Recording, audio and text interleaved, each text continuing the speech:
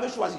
C'est moi qui vous ai choisi et vous ai établi pour que vous alliez et que vous portiez du fruit et que votre fruit demeure. Afin que, quoi que ce soit que vous demandez au Père à mon nom, il vous le donne.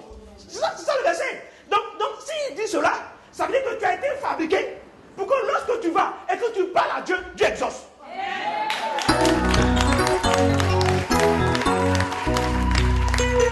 Donc, quand tu es conscient que tu es comme cela, dis-moi qu'est-ce que tu peux faire. Et ça on appelle Aïdo. Ça c'est l'autre type de connaissance. Ça. Ce sont des connaissances que tu as en toi et qui te permettent de fonctionner comme il faut. Allons un peu plus vite encore. Regardons quelques Aïdo. 1 Jean 5, verset 13. 1 Jean 5, verset 13. Dans 1 Jean 5, verset 13, il dit la chose suivante. Je vous ai écrit ces choses afin que vous sachiez que vous avez la vie éternelle, vous qui croyez au nom du Fils de Dieu. Il dit, je vous ai écrit ces choses afin que vous ayez Aïdo. Donc, le pouvoir du chrétien est plus fort quand il a Aïdo que lorsqu'il a Ginosco. Ginosco est déjà extraordinaire. Terriblement extraordinaire. Mais quand tu as Aïdo, alors c'est meilleur. Il dit donc, je veux que vous ayez Aïdo. C'est-à-dire que vous sachiez que vous avez la vie éternelle. Alors, qu'est-ce que c'est quoi la vie éternelle? La vie éternelle, c'est ce qu'on appelle Zoé. Zoé, c'est la nature de Dieu. La chose qui fait qu'on dit Dieu est fort là, c'est ça. Donc, il dit, je veux que vous ayez la conscience claire. Que vous-même, vous vivez que Dieu, le moteur de Dieu est en vous, quoi. Et c'est-à-dire que, Jésus-Christ, quoi, il veut prier pour ressusciter Lazare. Et puis il lève la tête et puis il dit, Seigneur, ce n'est pas parce que c'est pour que les autres n'ont qu'à entendre, sinon, vous l'avez vu. Donc ça veut dire que s'il s'est levé pour dire, Seigneur, si tu t'es reçu Lazare, Dieu l'a dit à Jésus-Christ, quoi. Mais je croyais que tu étais plus fort que ça, Jésus. Vous avez vu? Donc Jésus-Christ ne peut pas se lever pour dire, Seigneur, ressuscite Lazare. Vous avez vu? Ça c'est Aïdo, ça. Il ne peut pas se lever pour dire, Seigneur, ressuscite Lazare. Pourquoi il ne peut pas se lever pour dire, Seigneur, ressuscite Lazare? Parce que, il dit, dans Jean 5, verset 26, il dit, de même que le Père a la vie en lui, a Zoé en lui, a la vie éternelle en lui, a le moteur de Dieu en lui. Il a donné au Fils d'avoir le moteur de Dieu en lui. Ah, tu l'as vu? Donc si le même moteur se trouve en Jésus-Christ, pourquoi Jésus-Christ va-t-il l'appeler pour que lui l'intervienne? Voyez-vous? Donc il dit non, c'est pour qu'il croit seulement que c'est toi qui m'as envoyé, sinon c'est pas parce que d'autres choses. Lazare, sors! Vous avez vu? C'est ça. C'est ça. Donc Aïdo, quand tu as Aïdo, tu découvres que tout ce que Dieu a est à toi. Beaucoup de chrétiens disent, nous sommes héritiers de Dieu, co-héritiers de Jésus-Christ. Mais après, ils pleurent. J'ai pas d'argent. Vous avez vu? Mais après, ils pleurent. J'ai tel problème. C'est parce qu'ils n'ont pas Aïdo. Quand tu as Aïdo, tu parles les paroles de Dieu. La Bible dit que celui que Dieu a envoyé parle les paroles de Dieu. Il dit, quand tu es un envoyé de Dieu, tes paroles sont les paroles de Dieu. Il dit, celui que Dieu a envoyé parle les paroles de Dieu. C'est une autre dimension de vie. Pour des raisons de temps. Avançons. Regardons Jean 13, verset 3. Jean 13, verset 3. Excusez-moi d'aller vite comme ça, hein, mais... Jean 13, verset 3. C'est un verset que j'aime. J'aime trop ce verset, Jean 13, verset 3. Il dit quoi? Ça, c'est l'apôtre Jean qui est en train de parler lui-même de Jésus. Hein. Il dit, Jésus, Jean 13, verset 3. Hein, Jésus qui savait que le Père lui avait remis toutes choses entre ses mains. Qu'il était venu de Dieu et qu'il s'en allait à Dieu. Regardez, Jésus-Christ, quoi? Il savait que Dieu lui avait remis toutes les choses entre les mains. Il l'avait Aïdo. C'est Aïdo qui est utilisé là. Que Dieu lui avait remis toutes les choses en main. Il était conscient, il vivait cela. Il ne doutait pas.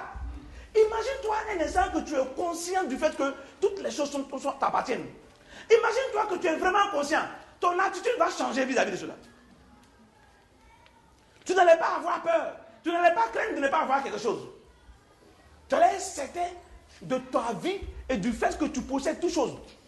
Le doute que tu as est venu seulement que tu n'as pas encore arrivé à Aïdo. De temps en temps, c'est Ginosco.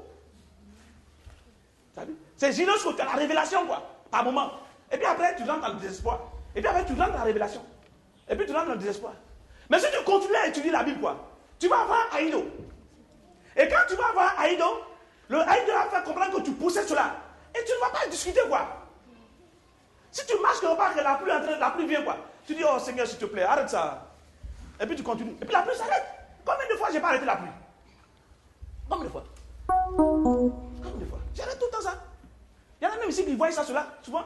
Je ne fais qu'arrêter la pluie. Quand il pleut, vous savez, les tôles là, ça fait du bruit. Si la pluie tombe ici pendant que j'en ai prêché, ça brrr, on n'entend plus rien. Il dit, Seigneur, s'il te plaît, attends un peu. Bon. Amen. C'est toujours comme ça. Pourquoi? Parce que c'est à cause de Aïdo. C'est quelque chose qui est à l'intérieur. C'est quelque chose qui s'est formé à l'intérieur de moi au fur et à mesure que j'ai appris la Bible. C'est quelque chose qui se forme à l'intérieur de l'individu. C'est un dépôt que tu as. Tu rentres dedans et c'est fini. Maintenant, cette connaissance-là fait que tu n'as peur de rien. On t'envoie quelqu'un qui a le site qui fait des... On a une soeur ici comme ça, qui était comme ça. Les frères, il y avait un frère qui était là, qui dit, hé apôtre, s'il te plaît, laisse partir la fille là. Regarde, elle vomit, elle fait caca, il y a apôtre, elle va mourir ici. Oh. Et tu dis quoi? Il a peur, il va mourir.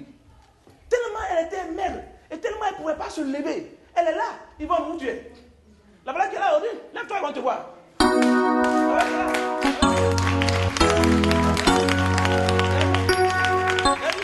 Yvonne était maigre. Yvonne ne savait pas quoi faire. Elle était maigre. Il y a un de ses amis là, qui la connaît, qui est venu nous trouver la dernière fois, qui dit, il travaille à la mairie de Cocody. S'il me voit entrer à la mairie de Cocody, il ne me laisse pas faire quelque chose, il fait toutes les choses. Il dit, lui là, il a pris, il tremble comme ça quand il passe à Yvonne. Et la mère d'Yvonne, les parents d'Yvonne ne croyaient pas. Personne n'était venu pour la voir, personne ne voulait la voir. Elle était seule. Mais quand l'autre venait me trouver, Achille venait me trouver, il me dit, apôtre, papa, faut faire attention, ça va tomber sur nous ici. On ne connaît même pas le numéro de téléphone, sa mère, ses parents, ça va tomber sur nous. Il dit, tu as peur? Il dit, oui, il a peur. Il dit, oh, bâtard. Aïdo, non, ça ne peut pas t'arriver.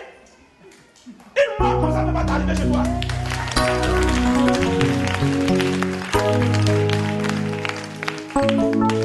C'est important. Alors, on va terminer en regardant un troisième élément. Philémon 6. Excusez-moi d'aller vite comme ça.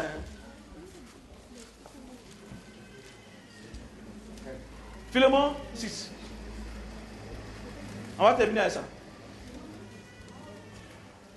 Alors, Philémon 6 dit la chose suivante. Je lui demande... Alors, vous y êtes? Vous y êtes d'abord, Philémon? Il y a beaucoup qui ne sont pas habitués à ça. Philémon, c'est juste avant Hébreu. Tu cherches Hébreu, et puis tu regardes après, tu vois Philémon. C'est un chapitre qui n'est pas beaucoup cité. Donc les gens ne sont pas habitués à ouvrir leur Bible là. Il y en a même que leur Bible là, qui est collée là, ça ne se décolle pas. Alors, vous y êtes? Philémon, c'est chapitre 1, il n'a qu'un seul chapitre, verset 6. Ok, vous y êtes? Ok, on y va. Alors, il dit, je lui demande que la participation à la foi soit efficace à cause de Christ, en faisant reconnaître en nous toute espèce de bien. Alors, je vais juste vous expliquer la chose, mais je ne vais pas aller plus loin que ça, et on va s'arrêter. Il dit, en faisant reconnaître en nous toute espèce de bien. Ici, là, le mot connaître, ici, là, ce n'est pas Aïdo, ce n'est pas Ginosco, ce n'est pas Nionsis. Il s'agit ici de quelqu'un qui connaît, qui a Aïdo, mais qui sait encore manipuler. Par exemple, tu as un parent qui est à Gwenefla, comment on appelle? Je ne sais pas pourquoi il dit ce nom-là. Gwenefla. Ok. Tu as un parent qui est à Gwenefla. Toi, tu es à Abidjan. Le parent qui est à Gwenefla est en train de mourir. Ou bien un problème grave. Toi, tu es assis à Abidjan. Si tu viens me trouver, tu dis apôtre. J'ai mon parent qui est à Gwenefla. Il y a des gens qui vont te dire, si tu ne l'amènes pas, que j'ai pris pour lui, là, ça ne va pas aller.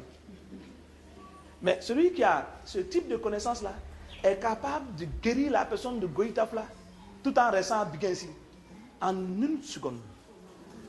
Parce que là, il s'agit d'avoir la conscience, mais de savoir utiliser les instruments divins. Pourquoi? La Bible dit quoi? Nous sommes participants à la nature divine dans Pierre. Alors, quand Pierre dit que Dieu nous a donné ses promesses afin que par elles nous devenons participants à la nature divine, il dit par les promesses de Dieu, quoi. Nous pouvons faire quelque chose, nous pouvons avoir épignosis. Et là, le mot ici, c'est épignosis. Connaître en nous toute espèce de bien. Connaître toute façon de procéder pour amener la chose à arriver. Tu prends quelqu'un comme ça, tu le touches quoi. Il dit, il a un démon.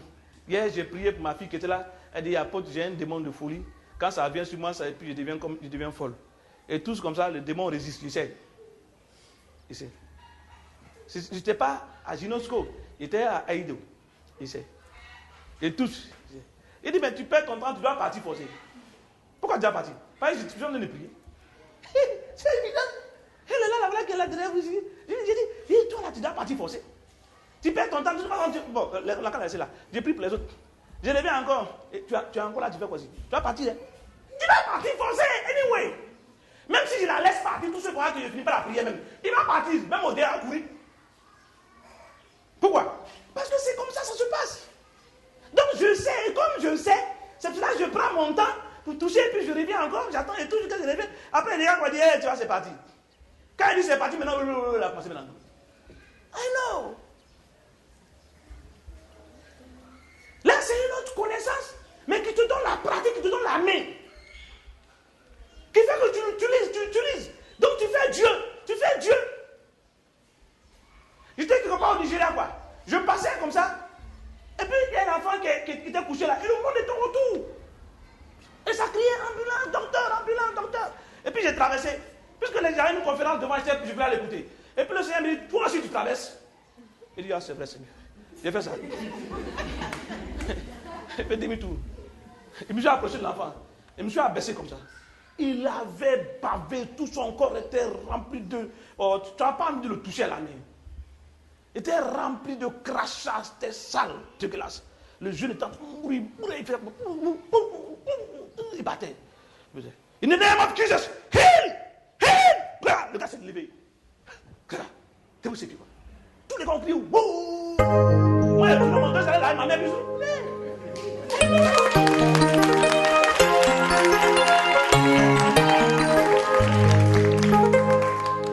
quand tu es dedans, c'est comme un jeu d'enfant. C'est comme un jeu d'enfant. Quand tu n'es pas dedans, tu souffres pour rien. Mais quand tu es dedans, c'est comme un jeu d'enfant. Donc j'ai appelé mon fils ici, viens ici, Capé. Lui, quoi? Je vais expliquer. Je l'ai trouvé chez son grand frère. Je ne le connaissais pas lui, mais je connaissais son grand frère. Arrête-toi, viens là. Je ne le connaissais pas lui, mais je connaissais son frère aîné. C'est le pasteur Capé. C'est son jeune frère, ça. C'est une jeune garçon, vous avez vu, un jeune garçon. C'est son frère, ça. Quand je l'ai trouvé, j'étais à Shekina. On était allé, le pasteur Capé avait fini ses études bibliques. Il devait donc sortir comme pasteur. Et il était sorti comme pasteur. On ne sort pas pasteur parce qu'on va à l'école biblique. Hein. C'est l'expérience, l'approche de Dieu qui donne. Un diplôme ne donne pas le droit de serviteur de Dieu. Ça, arrêtez-vous, ça. Voilà, ça c'est clair. Sinon, tu pas un problème. Alors, je suis arrivé, puis j'ai vu un monsieur qui avait un béquille dans sa main. Puis, regarde. Il dit, ah, c'est quoi cette affaire-là? Et je regarde comme ça et je lui dis, mais monsieur, qu'est-ce que vous avez? Et non, c'est mes... Il m'a dit les nerfs ou quoi qui sont bloqués, donc on doit l'opérer, je crois le 5 décembre, il était un 5 qu'on doit l'opérer. Alors il m'a dit que ses nerfs étaient complètement foutus et que même si on l'opère, c'est pas sûr quoi, c'est fini, il va finir en chaise roulante. Donc il marchait avec... Alors je dis au gars, mais si tu veux quoi? Ma fille, j'ai Shekina Amen. J'ai dit, ma fille, Shekina va prier pour toi, tu vas guérir.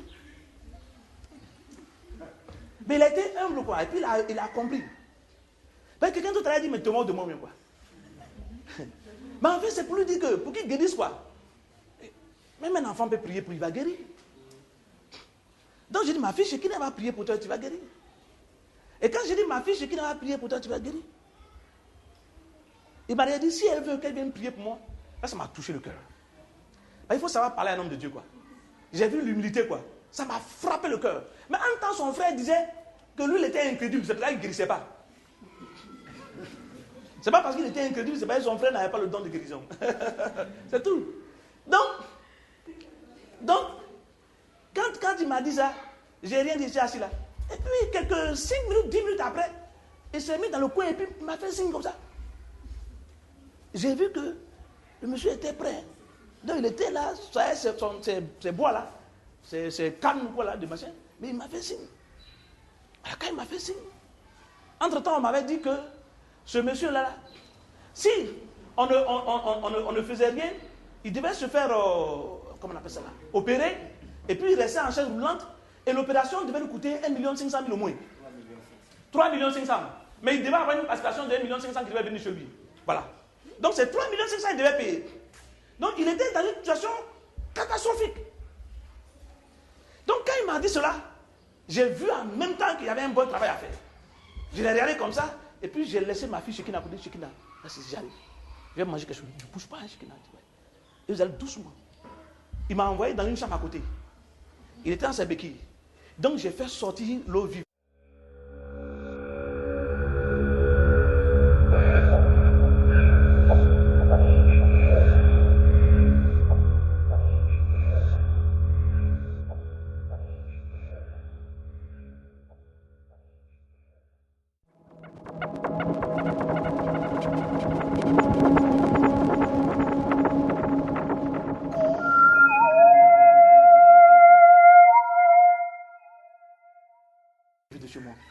Je l'ai entouré de cela. Je l'ai arrosé. Et puis il était là, il faisait ça. Il faisait ça. Il faisait ça. Il faisait ça. Je lui ai arraché la canne. Soufflé sur lui de guérir. Hey, je suis sorti. J'ai pris ma fille, Shekina, je partais. Lui, il était au dehors en train de faire ça. Il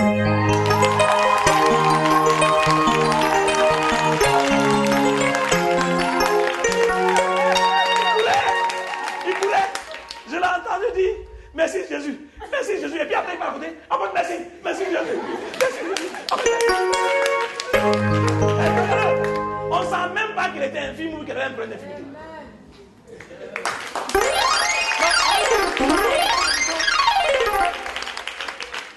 On te passe le micro, pasteur Bonetti, s'il te plaît. On te passe le micro. Ou bien s'il y a un micro avec fil.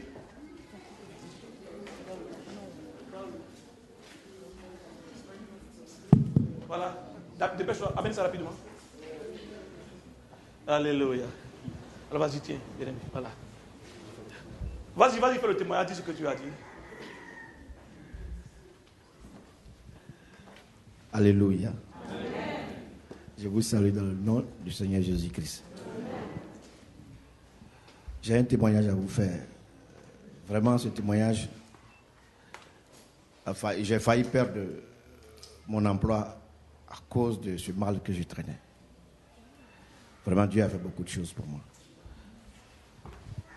J'ai eu un mal. Un matin, je me lève, je n'arrive plus à marcher.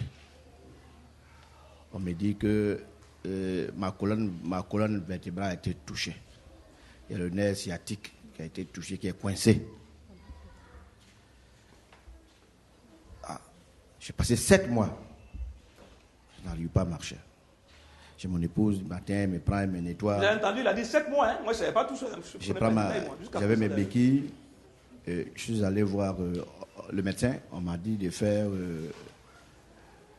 d'abord l'échographie, la radio. Après, je suis allé, on m'a mis dans une machine là pour voir, pour détecter le mal que j'ai. Vraiment, quand on me met dans la machine, pour que je rentre dans cette machine là, même si j'étais au marché, j'entendais mes cris. Il fallait m'efforcer qu'on ferme. Donc je suis resté dans cela. On m'a appelé un professeur, une dame là, qui devait s'occuper de moi au CHU. Je suis allé, la dame est allée en France. Elle m'a donné rendez-vous pour le 5 décembre. Le coût de l'opération devait me devenir à 3 500 000 francs. La société Citarail devait payer une partie, comme l'assurance. Citarail devait payer une partie et moi je devais payer 1 500 000. Donc on m'avait programmé.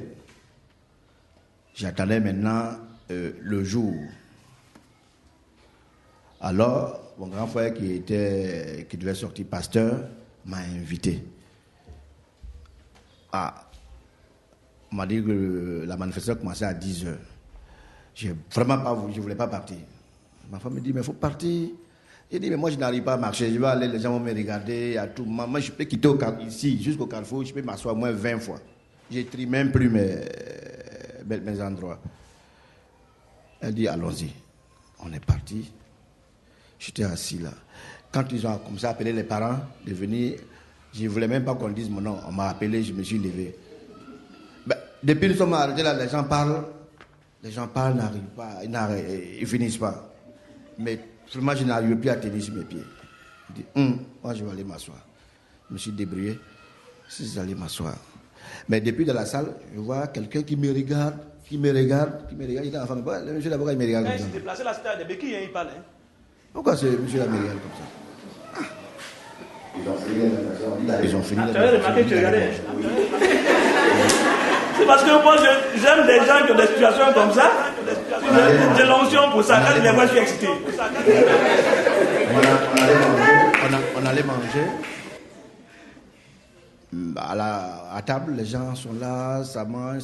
Je dis à ma femme, moi, je n'ai pas faim. Donc, quand on finit, on va partir. Moi, je ne me sens pas bien. Donc, quand ils ont fini, mon aîné a dit qu'il invitait tous les pasteurs chez lui à la maison pour manger. En partant, moi, je cherchais un taxi. Je vois quelqu'un le même monsieur qui passe, l'apôtre qui passe avec son véhicule. Et là, il me regarde comme ça. Il dit à la fin, là, le monsieur, il exagère maintenant. C'est quoi tout ce travail-là? Il me regarde, il ne me dit rien. Et je souffle comme ça. On allait à la main, on a garé. Je vois, il était assis là. Et mon grand frère m'a appelé, il dit, il faut prendre les verres pour servir les gens. Il dit, mais toi, tu sais que moi, je suis malade. Et puis, tu veux que moi, je me balade devant les gens. Je vais tomber là, puis après, ça va créer problème. Il dit, il faut servir. Je commence à donner les verres. Je me débrouille, je donne un verre, 2 verres ici. Puis, l'apôtre me demande, qu'est-ce que tu as? Il dit, ça ne va pas chez moi. J'ai un mal terrible, on doit m'opérer. Mais la dame qui fait l'opération vient de la France. Elle est médecin, elle est venue, mais elle va revenir me croiser. Alors, elle m'a dit vraiment, si 10, 2, je peux réussir. C'est très important. On me dit que ma hanche, côté gauche, est déboîtée de 9,5 mm. Je ne suis pas tombé. Mais quand on fait le scanner, on sent, dans le scanner, je suis déboîté de 9,5 mm. Je dis bon. Et la dame m'a dit, mais il faut qu'on fasse l'opération. Si ça a réussi, c'est votre chance. Si ça n'a pas réussi, vous allez rester dans la chaise. Mais quand je vais dans les cliniques où me fait traiter, on me dit, où est le malade? Je dis que c'est moi. On dit non, mais quand on regarde ça, là, ce malade-là, il ne doit plus marcher. Je dis, mais c'est moi que je suis là. Donc, on m'avait programmé pour l'opération. Et puis comme ça, l'apôtre m'a vu. Et puis, il m'a demandé si je crois.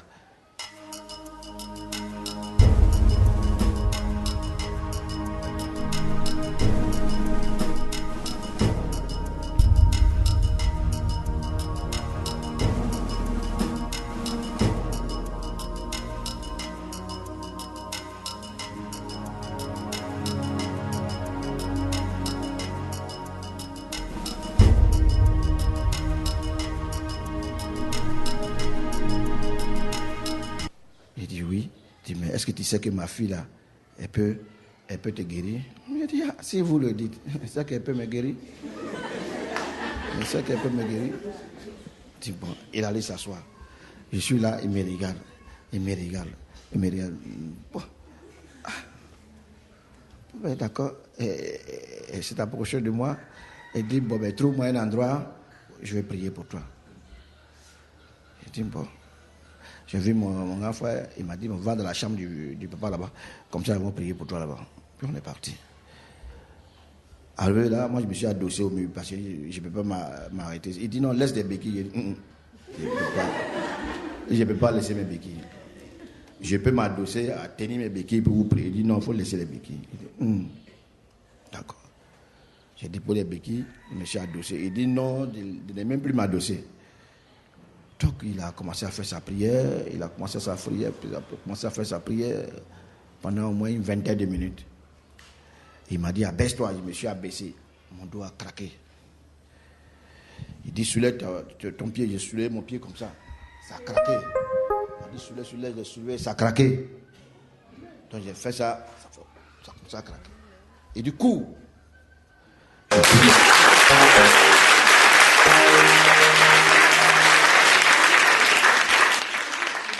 je suis revenu sur mes pas. Je commençais à mon épouse à dire, que tu marches, tout le monde a commencé à me regarder. Finalement, les pasteurs qui étaient venus manger, ce n'est plus ça, mais c'est moi qu'on regardait maintenant.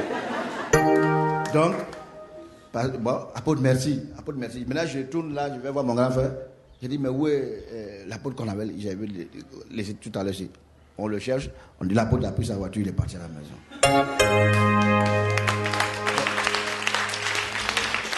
J'ai dit à mon aîné, j'ai dit, mais comment je peux le croiser pour lui dire merci? Il dit, ça, j'ai cherché son numéro pour toi.